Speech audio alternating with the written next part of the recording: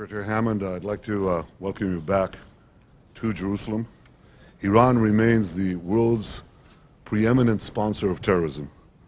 Iran's terrorist activities encompass over 30 countries across 5 continents. The deal agreed to in Vienna, I regret to say, paves this terrorist regime's path to the bomb. The alternative to this bad deal is not war. The alternative is a better deal that would roll back Iran's military nuclear program and tie the easing of restrictions on Iran's nuclear program to changes in Iran's behavior. That's the kind of deal that would be welcomed in Tel Aviv. In the meantime, the sanctions relief offered by the deal will inject hundreds of billions of dollars into Iran's coffers. This money will bankroll Iran's aggression in the region and its terrorism worldwide. So it's evident, Mr. Secretary, that we may not agree on everything, but as friends and allies, we can respectfully disagree. After more than a decade of tough negotiations, we have an agreement that secures our fundamental aim of preventing Iran from developing a nuclear weapon. The IAEA will have the access and the intrusive monitoring it needs to verify adherence to the restrictions placed on Iran's nuclear program. Prime Minister, I know that you disagree fundamentally with the way we have approached this issue. But we believe that removing the threat of an Iranian bomb, which we are confident this agreement does, while allowing Iran to re-engage with the international community, is the best and perhaps the only way to build, over time, the trust that will allow a dialogue on the many other issues we have with Iran. And let me be clear, you said we will lift the sanctions today. We will not lift any sanctions today. All of the sanctions relief in this agreement is conditional upon Iran having first met the requirements on it to reduce its stockpiles, to dismantle centrifuges, to export its stocks of enriched uranium. We have to seize the opportunity that this agreement represents to seek to modify Iranian regional interference as Iran starts to re-engage with the international community and to have a bigger stake itself in regional stability. I visited Israel almost exactly a year ago in the midst of the Gaza conflict. We were then, we are now, and we will remain a staunch ally of Israel. But 1 year on, there is an urgent need for progress towards a lasting peace settlement. Without such progress, there is a risk that Israel's standing with public opinion around the world will decline further. That is a concern for me and a concern for all friends of Israel. And yet here is Iran that 4 days before the signing of the agreement in Vienna has rallies presided over by the president, the so-called moderate president of Iran, in which they call the crowd's chant, "Death to Israel," burned Israeli flags. A few days before the signing of the agreement, Iran says that the destruction of Israel is non-negotiable. This continues after the agreement. So the question I have is, would it not make sense for your government and the other powers of the P5+1 to, one, condemn powerfully this expression of anti-Semitism, this desire to annihilate the Jewish state, and to demand that Iran cease and desist such genocidal calls and actions? We would have wanted to see a deal that says the following: Iran, you will get the easing on the restrictions of your nuclear program, and you will get sanctions relief if you change your behavior first. In fact, there is no requirement for any change of behavior on the part of Iran, which is what makes this deal so fundamentally flawed. I understand your concerns, but we have always been clear that this deal was about the nuclear file. The sanctions regime is around Iran's illegal nuclear activities. We have not settled every dispute we have with Iran, by settling the nuclear fire, but by removing the threat of an Iranian nuclear weapon, we have allowed ourselves to move on to the next stage. While you give them sanctions relief, you're not merely addressing, I think, in a flawed way, their nuclear file. What you're doing is also giving them hundreds of billions of dollars, which they can fuel unrestricted into their war machine, into their terror activities. That is the problem that I think accompanies Syndicated disagree. columnist Mark Shields and New York Times columnist David Brooks. I think the president summarized it very well. He said, don't let the unattainable perfect be the enemy of the attainable good. And I think this is an attainable good. The object being a non-nuclear Iran. And I think this guarantees, at least for 10 years, that there'll be a non-nuclear Iran. It does not change Iran's, as the secretary pointed out, its conduct and what it does. And we hope that that does change. But this is about dealing with nuclear arms in a very troubled area. And I think in this sense, it's a positive step. David, what's your take? I'm extremely skeptical. I start much more than Secretary Kerry, I think, with the belief that this is a theocratic, fascistic regime that wants to, A, be a big power in the Middle East, the dominant power in the region, and spread a radical version of sort of religious ideology. And so I think to give that regime first the $150 billion to up their funding for Hezbollah and other terrorist armies around the region is dangerous. To legitimize their nuclear enrichment program is dangerous. To lift eventually the ban on conventional weapons, the embargo on the conventional weapons is dangerous. And to have a regime that, the inspection regime, people are getting lost in the details. It's not a bad regime. I suspect it probably will delay the nuclear program. But it's their country, and if they're ideologically motivated to build this weapon, and they have every incentive to want to do so, I assume they're going to find a way to keep these centrifuges going in some form and get a breakout after the sanctions are listed. So for all those reasons, I think I'm quite skeptical of what's happening. This is a bold action on the part of the president, in my judgment. You have Vice President Cheney saying we don't negotiate with evil, we defeat it.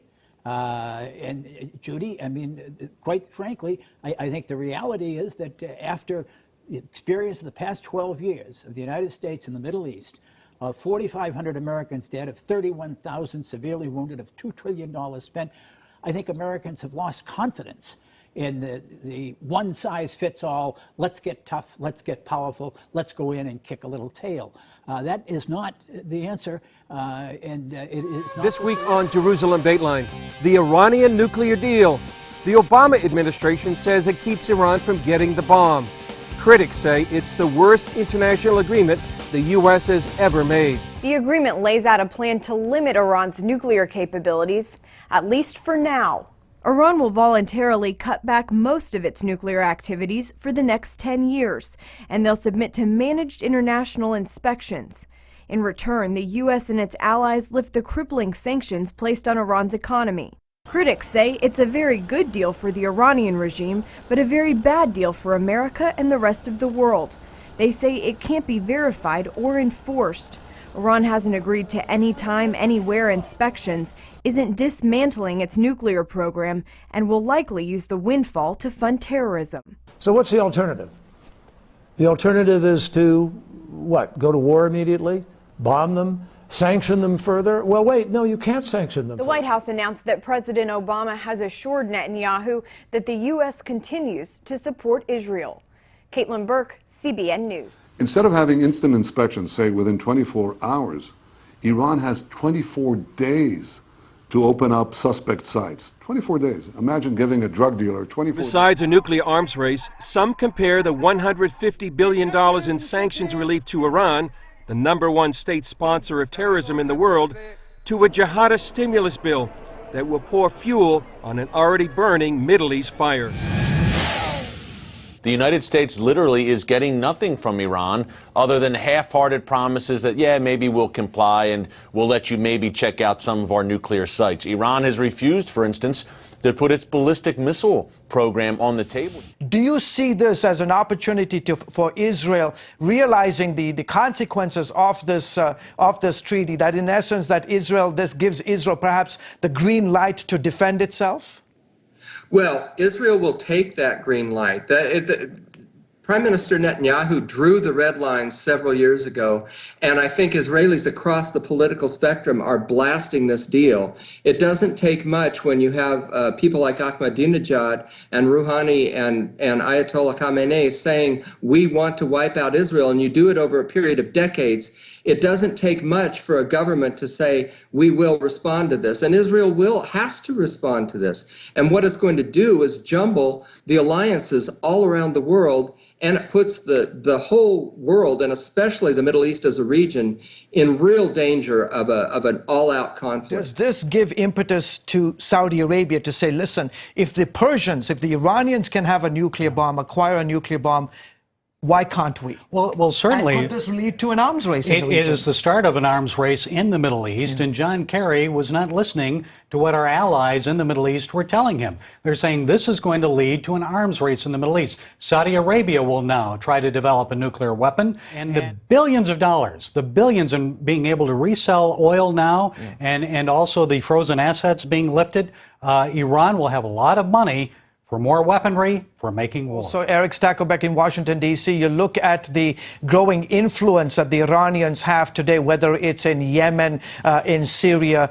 Does this give them, with this extra surplus of billions of dollars of cash, the sale of oil, I mean, their tentacles are going to grow even longer in the region? Yeah. George, this is the key point. Now, Iran already controls, effectively, 4 Arab capitals: Baghdad in Iraq, Sana'a in Yemen, Beirut in Lebanon, Damascus in Syria. The Iranian regime effectively controls those key Arab capitals. Not only that, funding terror throughout the region. They are on the march right now, George. They feel like the wind is at their backs. And yes, ISIS and Iran are battling right now, but not because Iran is suddenly a rational player who's fond of the West. Iran and ISIS are fighting ultimately because they want the same thing. Both want to dominate the region and lead the global jihadist movement. And I have to say, if Iran has a nuclear weapon behind it, it will lead the region, the jihadist movement in that region. There will be a bullseye on Israel's back and a bullseye on the West Bank. Well, I think it brings ISIS into even more of a collision course with Iran, George. I think now Iran's going to say, look, now nothing is going to hold us back from our march across the region. I look for Iran's not going to back down, not going to stand down in fighting ISIS. So you're going to see Iran perhaps put even more assets into Iraq, into Syria, in particular in Iraq. Maybe Iran hesitated before to put so many assets in Iraq, but now you might see more and more Iranian assets in the form even of Iranian troops down the line move into Iraq as Iran slowly just consolidates its control, especially of the Shia areas of Iraq. So this does nothing to deter Iran from its march, and it's going to continue to battle ISIS. No end in sight, increasingly bloody in Iraq and Syria. Israel, it's not going to end. Being at the forefront in the global war on terror, we've got Iran at our north and Hezbollah in our south with Hamas. We're going to stand strong, and we said that we would prevent Iran from acquiring nuclear weapons, and we stand behind those words. You're very happy to Excuse share me? with us your views about what's not happening and how a deal isn't right, but you're not able to tell us how you believe Israel is able to prevent Iran from acquiring nuclear weapons. So with statements like that issued into the public domain, what are we supposed to read from that, if you're not going to back it up with telling us exactly what you're going to do? Well, you're supposed to understand that a country that's surrounded with Hezbollah in the north, Syria in the north, ISIS on the east, and Hamas on the south, we're the sole democracy in the most dangerous place in the world. We're going to defend ourselves. Let's talk about the security and the stability of what's happening in the Middle East, in the region that you're part of. Let me just begin by asking you, Israel, is it not, the only country in the Middle East in 2015 that currently has a stockpile that's capable of making up to 80 nuclear weapons? Is that correct? No, we never talk or do that sort of thing. Israel's policy always has been we would not be the first power in the region to bring in nuclear weapons. Forgive me, though, However, that's not quite it's answering my important to question. The understand- question was, does Israel but have, the issue is- a the stockpile issue of is- nuclear weapons? Is it a yes or is it a no to that question? The answer is Israel will always defend itself. Does Israel have a just stockpile imagine of if the nuclear UK, weapons? Naftali Bennett, it I would be have way to- more Naftali convenient to be Bennett. next to France. I did ask you, and it was a simple yes or no. Does Israel have the ability to make 80 nuclear weapons from its stockpile in 2015? Does it have that capability? Israel has the ability to defend itself anytime, and we will defend ourselves. Well, of course, the objectives of this deal are to deal with the nuclear issue. The implications may be wider, and we will have to wait and see. I would certainly be disappointed if the objectives and the implications were exactly the same, and we could not build more than just a nuclear issue on this deal. Of course, the nuclear issue by itself is an important topic. The resolutions against us in the Security Council for the past, whatever, 7, 8 years, impose all sorts of sanctions by the Security Council against Iran, and now we've been able to resolve that, or begin to resolve that, without military confrontation. That shows that diplomacy can work. Diplomacy can certainly prevail over threat, over coercion, and can produce better results because threats and coercion were used against Iran for so many years, for probably 3 decades. And it's 2 years of diplomacy, and 2 years of diplomacy trumped 30 years of pressure. I am confident that Iran can, in fact, assure the international community that its nuclear program is exclusively peaceful because its nuclear program is exclusively peaceful. So that's not the problem. The problem is every country wants to have respect for its sovereignty, respect for its military secret, respect for its scientists, respect for its military officers, and we will certainly insist on that and have insisted on that, and all our negotiating partners understand that very well. And I think if you look at the language in the text, you will see that very clearly reflected in the text. Heading home now, where you have been hailed as a hero and accused of being a traitor. Do you now expect difficult political and personal battles at home? Well, of course. I'm happy that I live in a pluralistic society in which people have the possibility of expressing their views. A good number of people in Iran have a different view.